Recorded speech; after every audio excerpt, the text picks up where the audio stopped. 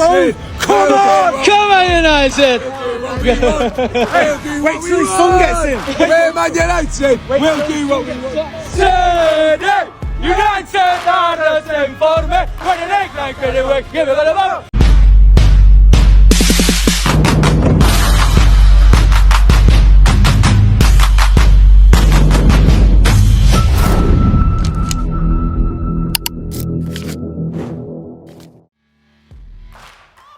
Jakarta, 4 Juni 2025. Pemicunya sederhana. Pertandingan krusial kualifikasi Piala Dunia Asia babak ketiga antara Tim Nasional Indonesia melawan Tim Nasional Cina yang dijadwalkan berlangsung di Stadion Utama Gelora Bung Karno, GBK, besok malam, Jumat, 5 Juni 2025. Namun, sejak pagi tadi, ibu kota dikejutkan oleh kemacetan total luar biasa. Arus lalu lintas yang biasanya sudah padat kini semakin tersendat oleh lautan kendaraan.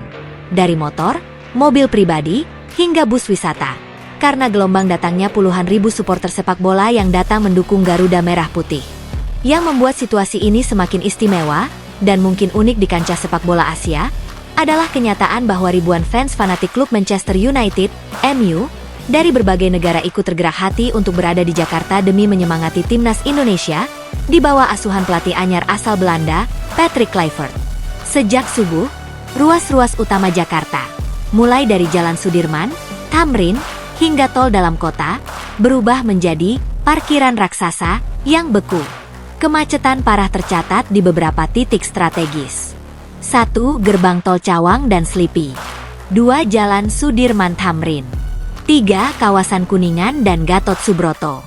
4. Jalan Bekasi Timur, Cibubur. Menurut pantauan Dinas Perhubungan DKI Jakarta, sejak pukul 6 WIB, volume kendaraan di ruas-ruas utama itu melonjak hingga lebih dari 200% dibanding hari biasa. Fenomena ribuan supporter MU yang datang dari mancanegara, sehingga memunculkan istilah Red Devils Merah Putih. Sebenarnya sudah tercium oleh komunitas sepak bola Indonesia sejak beberapa pekan lalu.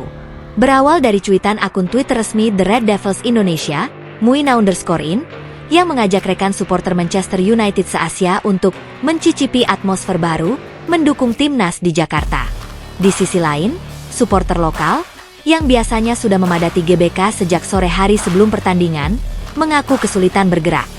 Biasanya saya bisa naik motor dari Depok, sampai GBK paling sejam. Sekarang, 2 jam lebih. Keluh Dion, supporter setia hujan, grup supporter timnas Indonesia, yang membawa 2 orang temannya.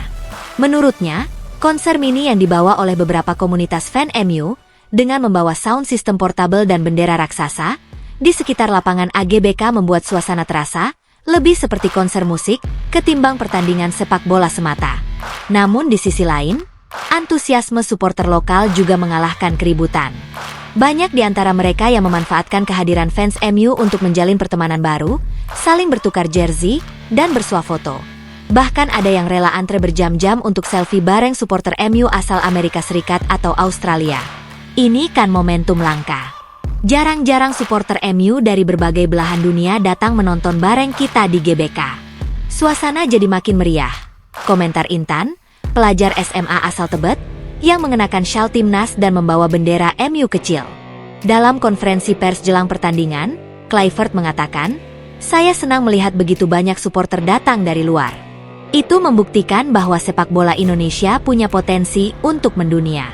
Tugas kami di lapangan adalah membalas dukungan mereka dengan permainan terbaik. Kami sudah mempersiapkan strategi untuk menghadapi Cina, yang tentunya bukan lawan mudah." Pelatih kelahiran Amsterdam, 5 Juli 1976, ini juga menekankan pentingnya koordinasi antar lembaga pemerintahan, stadion, dan pihak kepolisian untuk mengantisipasi kendala transportasi dan keamanan. Kami sudah minta PSSI dan pihak berwenang menyiapkan jalur khusus untuk bus tim, ambulans, dan mobil supporter difabel, agar tidak ikut terjebak macet total. Memasuki sore hari, setidaknya 40.000 supporter lokal dan internasional telah memadati kawasan Jalan Pintu 1 Senayan. Banyak di antara mereka yang berjalan kaki dari halte Transjakarta ke arah stadion, mengibarkan bendera-bendera merah putih, serta bendera klub MU berlogo setan merah. Suasana di Jalan Kusuma Negara, tepat di depan sekolah SMA Negeri 8 Jakarta, berubah menjadi lautan manusia. Polda Metro Jaya telah menyiagakan 3.500 personel gabungan, termasuk Brimob dan Kepolisian Lalu Lintas, untuk mengamankan arus supporter dari berbagai negara. Selain itu, 4 pintu masuk tambahan ke dalam kawasan GBK dioperasikan mulai pukul 15 WIB guna menghindari penumpukan massa di satu titik. Kepala Bidang Humas Polda Metro Jaya, Kombes Pol Rudi Hartono, menegaskan, kita tidak hanya fokus pada keamanan di dalam stadion, tapi juga antisipasi gangguan Kamtipmas di jalur utama menuju Senayan. Ini sangat penting karena kita lihat banyak supporter yang berjalan kaki. Siapa tahu ada potensi pencopetan atau keributan kecil. Kami sudah siapkan garis polisi di titik rawan. Sementara itu, pihak pengelola hotel dan penginapan di Jakarta Selatan, kawasan Kebayoran Baru, Blok M, hingga Kemang, melaporkan tingkat hunian mencapai 95% sejak 2 hari lalu. Para supporter asal Malaysia, Singapura, Thailand, dan Filipina, beberapa berasal dari Jakarta sendiri menjadikan lokasi syuting favorit untuk membuat konten media sosial bertemakan My Journey to Support Indonesia. Stadion GBK yang berkapasitas 77.193 penonton diperkirakan terisi penuh. Suara drum, trompet, serta chant Garuda di dadaku akan berpadu dengan yel-yel khas supporter MU seperti Glory, Glory Man United yang bakal dibawakan dalam versi Indonesia-Inggris. Kombinasi warna merah, jersey timnas, dan merah hitam, jersey MU, di tribun diprediksi menciptakan atmosfer Global Unity. Sebuah momen yang sangat jarang terjadi di sepak bola Asia Tenggara. Dari sisi taktik, Kluivert diperkirakan akan mengusung formasi 4-3-3. Gelandang kreatif seperti Evan Dimas Darmono dan Rizky Ridho akan ditempatkan di lini tengah, dengan Ezekiel Endo Asel sebagai ujung tombak. Sementara itu, Cina, yang menempati peringkat FIFA 75 pada Mei 2025, diprediksi akan mengandalkan kekuatan fisik dan pressing tinggi. Pelatih Cina, Li Tai, pernah menuturkan dalam wawancara eksklusif bahwa ia menghormati kemampuan Kluivert yang sudah membuktikan dirinya di level klub Eropa. Namun jangan harap mudah kami takluk di GBK. Tensi persaingan ini pun semakin menegangkan mengingat pada pertemuan sebelumnya di kualifikasi babak kedua, Indonesia sempat menang 2-1 atas Cina nomor junior U23. Meski itu tingkat usia berbeda. Kini, di level senior, kedua tim punya kedalaman skuad yang jauh lebih berimbang. Media Tiongkok bahkan menyorot kejutan kemajuan sepak bola Indonesia di bawah Kluivert, sembari menegaskan bahwa Cina tidak akan meremehkan apalagi melihat enteng tim Garuda, yang kini mendapatkan sorotan dunia berkat dukungan fans MU.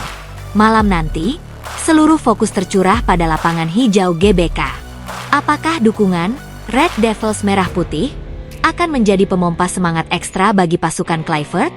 Ataukah tekanan besar karena ekspektasi global justru membuat pemain Garuda kesulitan? Satu yang pasti, kemacetan total di Jakarta hari ini menjadi saksi besarnya animo dukungan untuk sepak bola Indonesia. Apapun hasil akhirnya, Jakarta sudah menunjukkan kepada dunia bahwa sepak bola Indonesia kini memiliki panggung internasional yang patut diperhitungkan. Jika timnas Indonesia berhasil menahan imbang atau bahkan mengalahkan Cina, bukan hanya tiket babak berikutnya yang diperebutkan, melainkan juga kepercayaan bahwa di bawah asuhan Patrick Kluivert, Garuda bisa terbang lebih tinggi, dengan sayap-sayap merah-merah putih, dan tentunya dukungan Red Devils dari segala penjuru dunia.